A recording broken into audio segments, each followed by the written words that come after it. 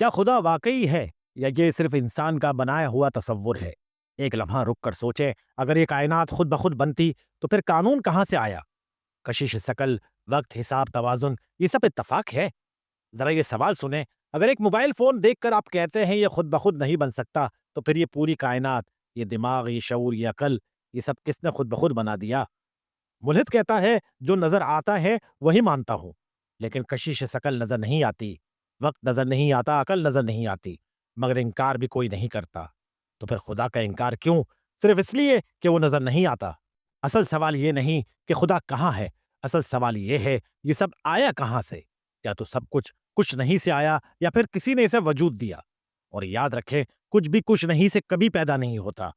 खुदा को मानना अंधा अकीदा नहीं, ये अकल का मंतकी अंजाम है। सोचने वाला इनकार नहीं करता, बस मजीद सवाल पूछता है।